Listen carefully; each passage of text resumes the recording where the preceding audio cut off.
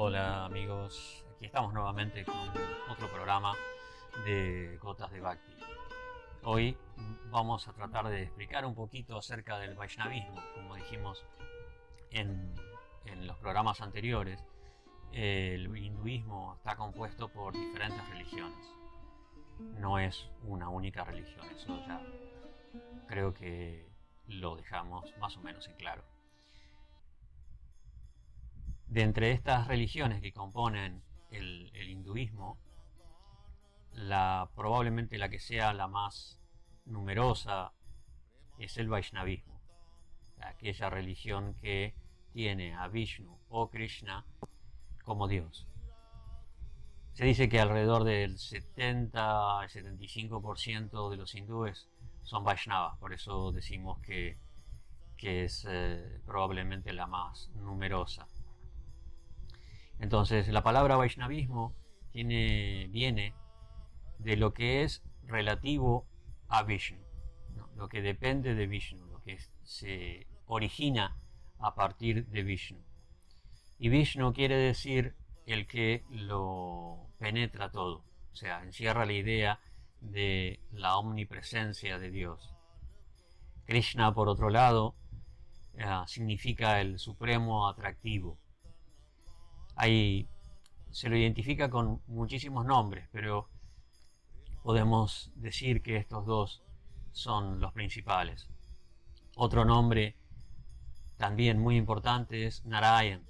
Narayan quiere decir el refugio de todos los seres, el refugio de todos los naras, a donde todos descansan o se apoyan o son sostenidos, son mantenidos. Esta tradición es muy antigua. Podemos encontrarla ya en el Rig Veda, la escritura más antigua del hinduismo. Si bien Vishnu no es una de las deidades principales que aparecen en el Rig Veda, porque la mayor parte de los himnos están dedicados a Agni y a Indra, y Vishnu solamente aparece en 4 o 5 himnos, muy pocos. Pero el lugar que se le adjudica es muy relevante y también tiene que ver con el hecho de que la naturaleza de la religión Vaishnava no es muy acorde con lo que presenta el Rig Veda, que el principal tema del Rig Veda es el desarrollo en el mundo material, lo que se busca con la adoración a Indra o a Agni o a Mitra o a Varuna, todas esas deidades que aparecen en el Rig Veda, tienen como objetivo recibir beneficios materiales. Y como explicamos en el programa pasado, todos estos seres celestiales, estas divinidades, están dentro de la atmósfera, del ámbito material, no son seres espirituales. Y por eso es que Vishnu en realidad ahí no tiene un rol tan preponderante. Incluso vamos a encontrar como Krishna en el Bhagavad Gita no recomienda darle mucha importancia a los Vedas.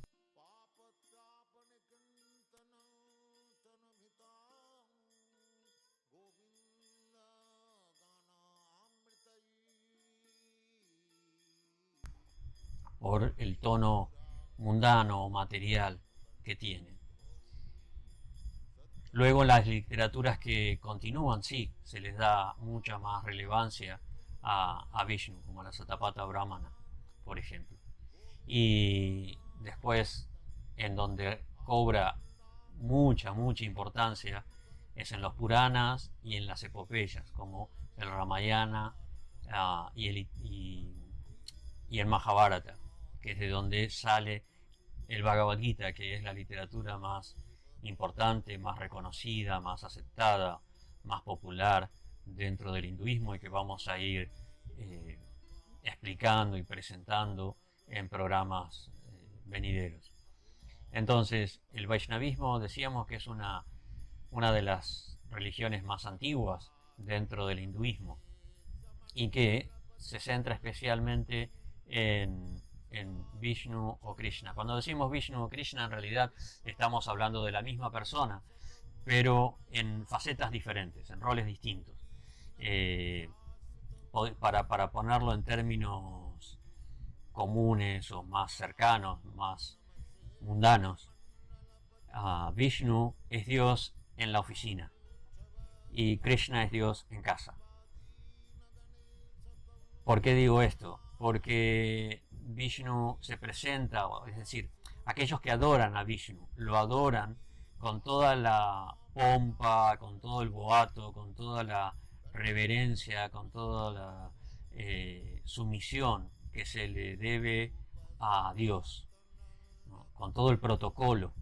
No es como cuando, no sé, el presidente de la nación está en misión oficial. Entonces todo sigue un protocolo, todo sigue un ritual y hay mucho respeto, hay mucha consideración, mucho respeto que hace que haya una distancia entre las personas, ¿no? La persona, el devoto que adora a Vishnu, mantiene siempre una distancia prudencial ante la divinidad. En cambio, Krishna es el mismo Dios, pero en casa, en la intimidad, ¿no? Ese mismo presidente que era tratado con tanto protocolo, en su casa, su familia no lo trata con ese protocolo. Su familia se refiere a él como papá, como querido, como esposo, como hijo, sin considerar su posición, porque no es lo que le importa a los familiares, a los hijos, a la esposa, a los padres. No les importa eso, les importa la persona en sí. Y el devoto que adora a Krishna lo adora porque es Krishna, no porque esté pensando que tiene a Dios enfrente, ¿no? Por ejemplo, Arjuna en un momento, cuando estaba recibiendo las guías, las instrucciones de Krishna antes de la batalla de Kurukshetra en el Bhagavad Gita, en un momento él se da cuenta de que quien tiene enfrente es Dios, es el absoluto, porque Krishna le muestra una forma que solo Dios podía mostrar, la forma universal, el Virat Rupa. Y entonces se sume en una distancia que disminuye o dificulta, coarta un poco su relación, y le pide disculpas si fue irrespetuoso en algún momento por tratarlo como su amigo, como su primo, y eso a Krishna no lo satisface. Krishna como Krishna no quiere ese tipo de relación con su devoto. Él quiere una relación informal, en la que no haya ningún tipo de obstáculo en la manifestación del amor. Entonces, eso es la diferencia entre Vishnu y Krishna. No es que sean diferentes personas, simplemente asumen diferentes roles para reciprocar, para relacionarse con los devotos de acuerdo a la devoción, de acuerdo a la intención del devoto. Hay algunos devotos que se sienten más inspirados a adorarlo con ese protocolo, con ese boato, y hay devotos que se sienten más inspirados a adorarlo sin eso, o sea, con la intimidad que da la familiaridad, sin necesariamente faltar el respeto. Bien, esto es en cuanto a Krishna y Vishnu. En cuanto a las características del Vaishnavismo, tiene varias características que valga la redundancia, que lo caracterizan, que lo definen o que son particulares del Vaishnavismo.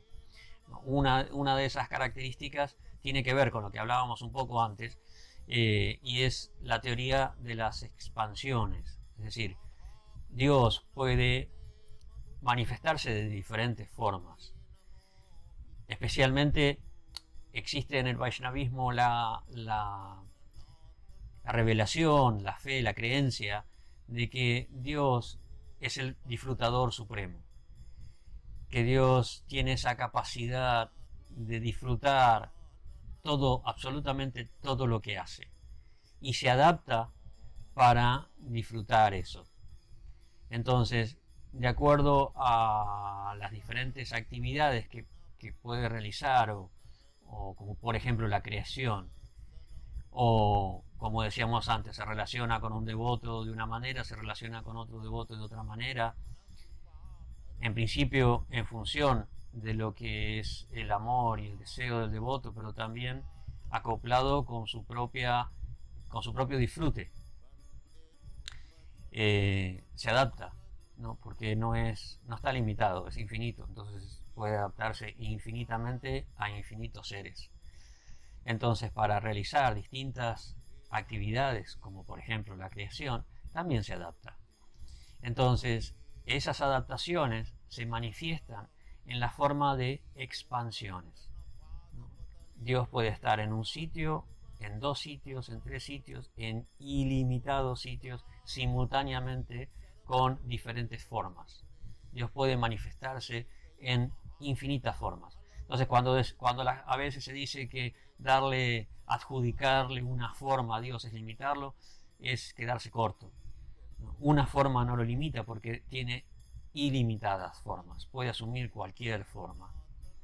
Entonces, eso es la teoría de las expansiones. Krishna, para algunas tradiciones, para algunas sampradayas, es la forma original, para otras tradiciones o escuelas o líneas de sucesión discipular, que se llaman en sánscrito sampradayas, Vishnu es la forma original.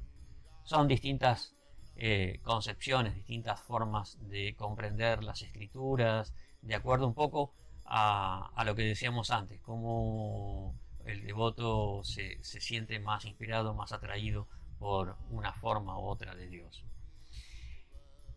Algo similar a esto es la teoría de los avatars. Avatar quiere decir aquel que desciende. Es una palabra sánscrita y que, si la tenemos que traducir literalmente, significa eso, aquel que desciende. Actualmente se ha adoptado en todo el mundo, en Occidente especialmente, pero en todo el mundo en realidad, la palabra avatar como la manifestación de alguien, ¿no? Por ejemplo, el avatar, el dibujo, la foto de una persona en internet, que es la imagen que lo representa, ¿no? Eso viene de la teoría de los avatars que es propia del Vaishnavismo. Esto tiene que ver el por qué se manifiestan los avatars en el mundo, por qué esas manifestaciones de Dios que descienden, tiene que ver con la función que Vishnu asume en relación con el mundo. Decíamos antes que él se ocupa de la creación, pero de la creación primaria. Hay creaciones secundarias, ¿no? En un principio, Vishnu, según se cree en el Vaishnavismo y según se afirma en las escrituras como los Puranas, como el Bhagavad Purana especialmente, Vishnu manifiesta el universo y luego él no crea las formas, sino que empodera, comisiona para esa labor a un ser que es Brahma y le da la capacidad para desarrollar ese trabajo de creación. Entonces, la creación primaria la realiza Vishnu, pero no la secundaria. Lo que sí hace después es mantener el orden, mantener el equilibrio en el universo, ¿no? Por ejemplo, en el Rig Veda se lo menciona como el germen o el origen, la esencia del equilibrio, que en sánscrito se dice Rita, y es un concepto muy importante dentro del hinduismo, ese equilibrio universal. Entonces, para mantener ese equilibrio, él desciende cuando es necesario. Eso es lo que le explica, por ejemplo, a Arjuna en el Bhagavad Gita la razón de su venida, de su descenso, porque se presentó en ese momento particular de la historia del mundo, porque había un gran desequilibrio. Entonces él asume una identidad en función de lo que es necesario corregir, de lo que es necesario equilibrar, ¿no? Y desciende como un avatar. Hay muchísimos avatars, se dice en los Puranas que son tan numerosos como las olas del océano. Pero desde el punto de vista cósmico y desde el punto de vista de la eternidad, desde nuestro punto de vista es nuestro punto de vista es mucho más limitado. Entonces para nosotros aparece un avatar no cada muerte de obispo, sino cada era, ¿no? Y cuando hablamos de era, ese es otro tema también que tenemos que explicar acerca del hinduismo. Estamos hablando de cientos de miles de años. Entonces hay distintas apariciones, distintos avatars que dan origen a historias, que dan origen a escrituras, ¿no? Por ejemplo, dentro del hinduismo, una de las escrituras más relevantes es el Ramayana, la historia del señor Ram. Ram o Ramachandra es un avatar de Vishnu que asume la identidad de un ser humano que es rey y que supera diferentes dificultades mientras enseña, mientras muestra las cualidades de un ser ideal, ¿no? Y esta escritura es tan relevante que se ha difundido por todo Asia, ¿no? Podemos encontrar vestigios de la historia de Ram en Myanmar, en Camboya, en Corea, en Japón, en China, en Indonesia, prácticamente todo extremo oriente, todo lejano oriente está bañado con las historias de Ram, ¿no? El clásico más importante de la cultura china, el viaje a Occidente, el viaje al oeste, y el personaje del rey mono está basado en uno de los principales personajes del Ramayana, que como es Hanuman. La otra escritura famosísima del hinduismo es el Mahabharata.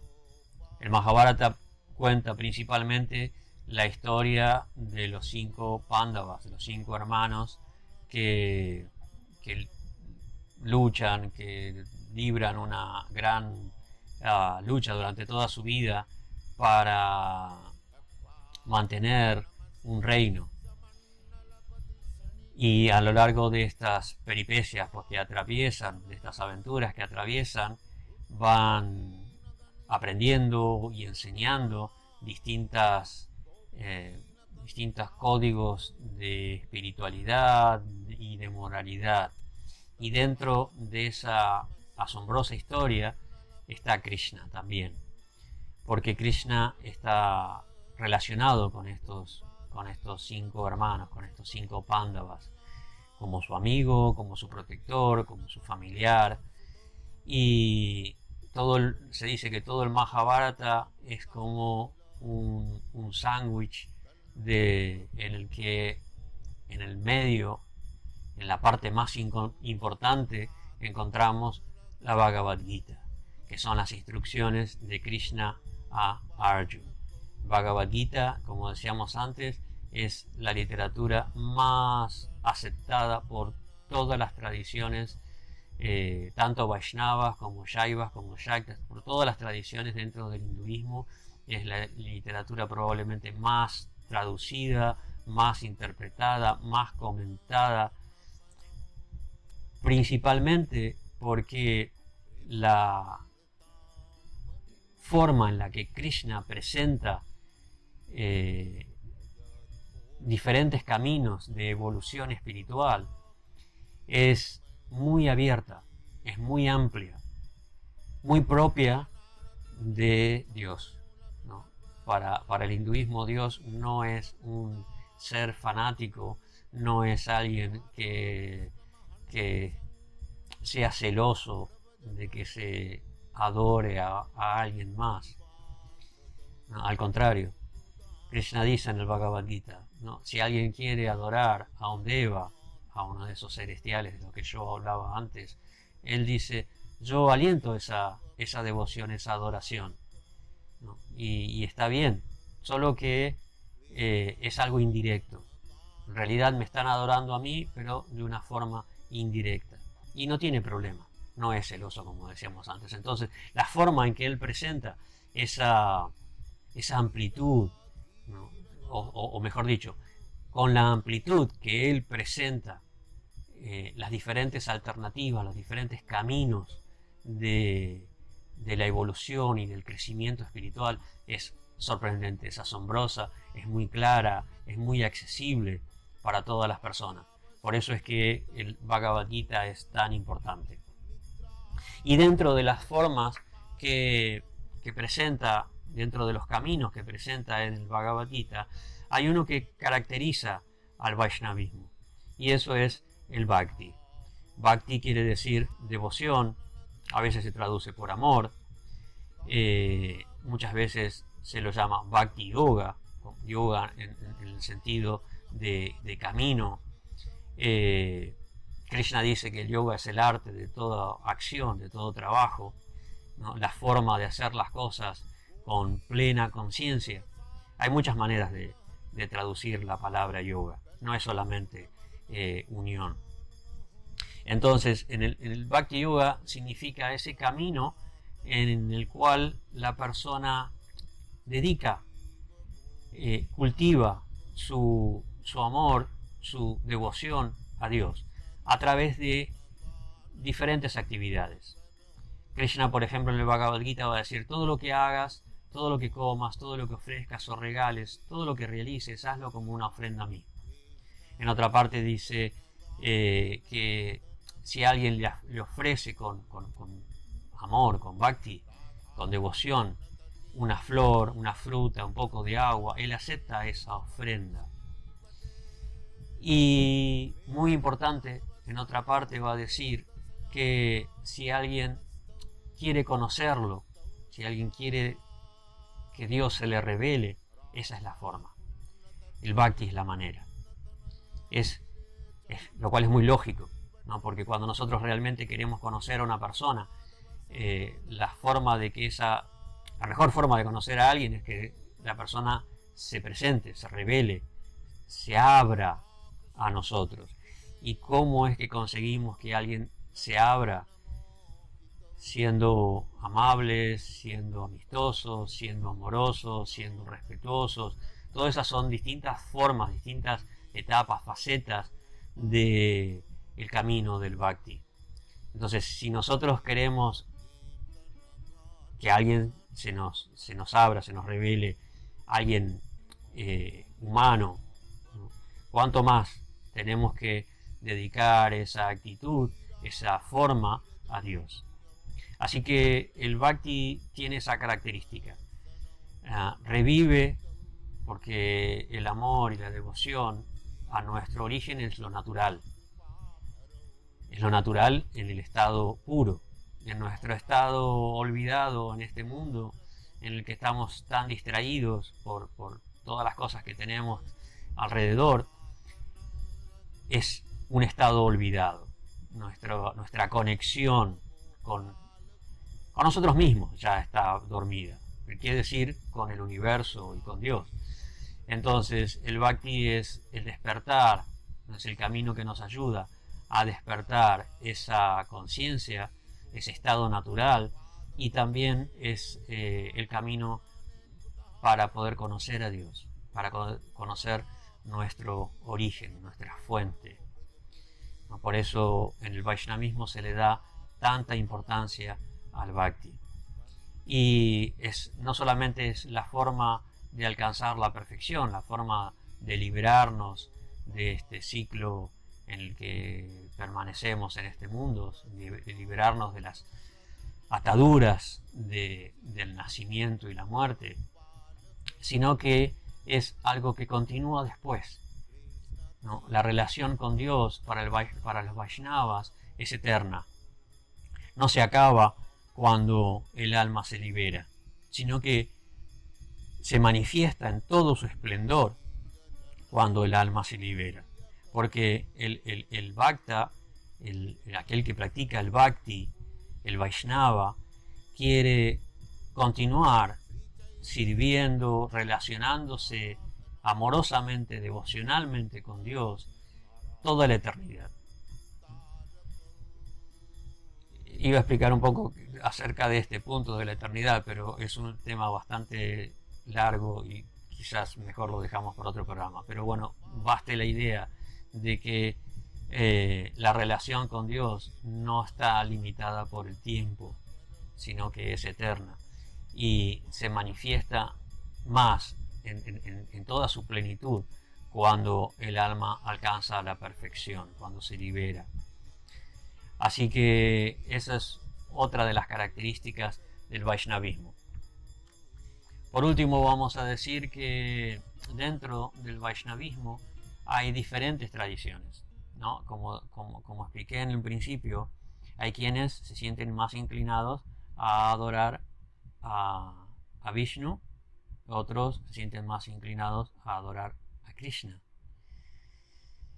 Incluso como Krishna, algunos se sienten inspirados a adorar solo a Krishna y otros se sienten más inspirados a adorar a Radha Krishna. Radha Krishna es la forma combinada o las dos formas de Dios como hombre y como mujer. Algo muy especial dentro del hinduismo. A Dios no solamente se lo adora como hombre, sino también se lo adora como mujer, ¿no? Como vamos a ver, por ejemplo, en el Shaktismo. Radharani es la parte femenina de Dios. Y hay algunas tradiciones que lo adoran de esa manera, como Radha Krishna. Entonces, hay 4 tradiciones principales que se describen en las escrituras, ¿no? Son tradiciones que se originan a partir de la revelación de Dios o de Vishnu o de algunos de sus devotos, ¿no? Por ejemplo, tenemos la Brahma Sampradaya. Brahma se refiere a ese primer ser que se ocupa de la creación secundaria, a quien previamente Vishnu se le ha revelado. Entonces, en base a esa revelación, él comienza una línea de sucesión discipular, es decir, enseña a uno de sus hijos, en este caso a Narada, y Narada transmite esa revelación a Vyasa y Vyasa se la transmite a Madhva, quien es, dentro de esta línea, la Brahma Madhva Sampradaya, el acharya o el maestro principal, porque codifica y organiza la filosofía de esa tradición, de esa revelación, ¿no? Y a partir de él se origina toda una línea de maestros y discípulos que llega hasta nuestros días. Dentro de esa tradición, la Brahma Madhva Sampradaya, se origina una línea particular que es la Gaudiya Sampradaya. Gaudiya porque tiene que ver con Bengal. Bengal también es conocido como la tierra de Gauda. Entonces Gaudiya quiere decir aquello que se origina en Gauda, o aquello que tiene relación con Gauda. Y esos son los devotos o los Vaishnavas bengalíes, ¿no?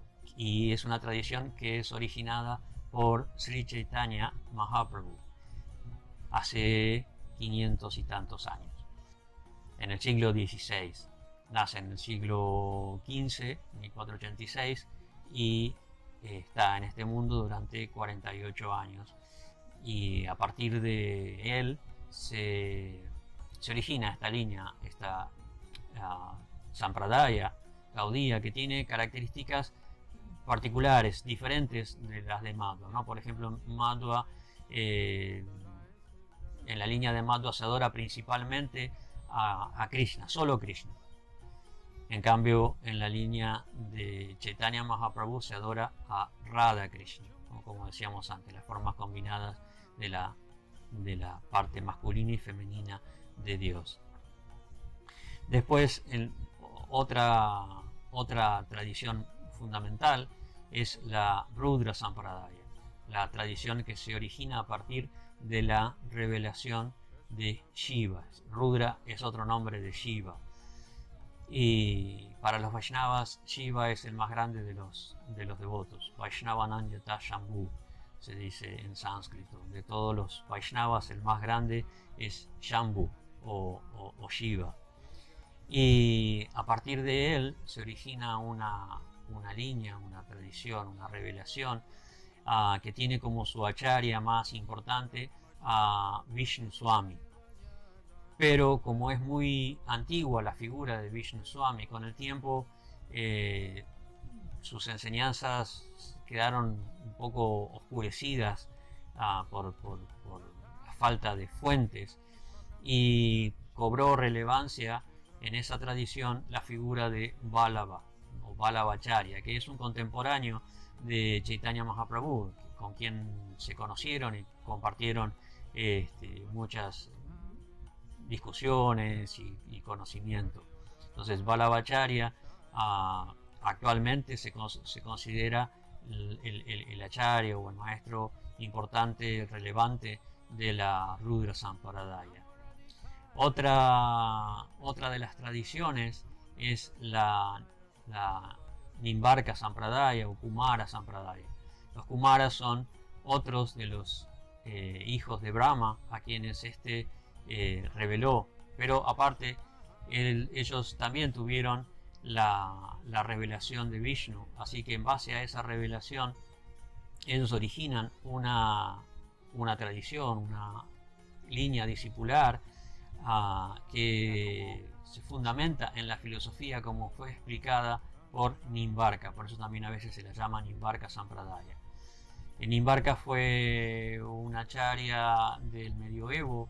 En la India está muy discutida la fecha de su nacimiento. Hay quienes dicen del siglo VIII, otros en el siglo X, no se sabe exactamente. El tema de la historia en el hinduismo, de los registros históricos, es complicado. Pero bueno, es una tradición medieval y muy similar a la filosofía y a la forma de adoración de Sri Chaitanya, porque Nimbarka también le da mucha relevancia, le da preponderancia a la adoración combinada de Radha Krishna.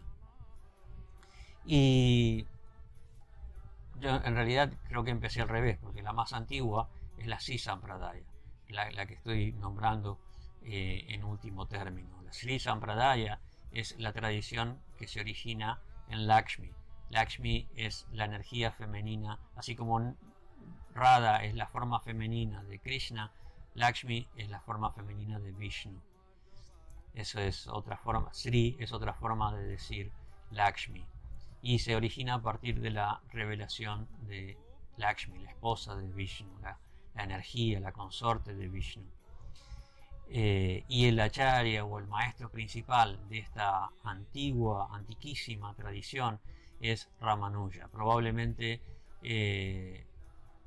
uno de los 3 filósofos más relevantes, más importantes del hinduismo, como son Shankara, Madhvacharya, que ya mencionamos en la primera Sampradaya, y Ramanuja. En esa tradición hay muchas figuras muy relevantes, como son los Alvars, que son sabios, santos, que aparecieron en diferentes momentos en el sur de la India y compusieron una gran cantidad de poesía describiendo el Bhakti, describiendo la devoción a Vishnu, porque esta tradición se caracteriza por la adoración a Vishnu. Estas 4 sampradayas tienen mucha relevancia hoy en día dentro del hinduismo y son las manifestaciones más importantes del Vaishnavismo, pero hay otras corrientes que no necesariamente están adheridas a estas o están dentro de los parámetros de estas sampradayas, que tienen alguna relación pero que son más independientes. Y bueno, eso es a grandes rasgos, muy grandes rasgos, en una forma muy general, lo que podemos decir hoy acerca del Vaishnavismo. Iremos entrando en temas más específicos de estas tradiciones o de las características del Vaishnavismo y del Bhakti y del Bhagavad Gita en programas venideros. Así que espero que se suscriban y que sigan estos programas si les ha gustado, si les ha resultado interesante y útil. Pueden dejar un like, un me gusta, suscribirse y dar un clic en la campanita para que les avise cuando salgan nuevos programas, que en principio trataremos de hacer uno a la semana y más adelante probablemente con más regularidad, con más continuidad. Y también dejar sus comentarios y preguntas debajo. Muchísimas gracias a todos. Namaste, Hare Krishna.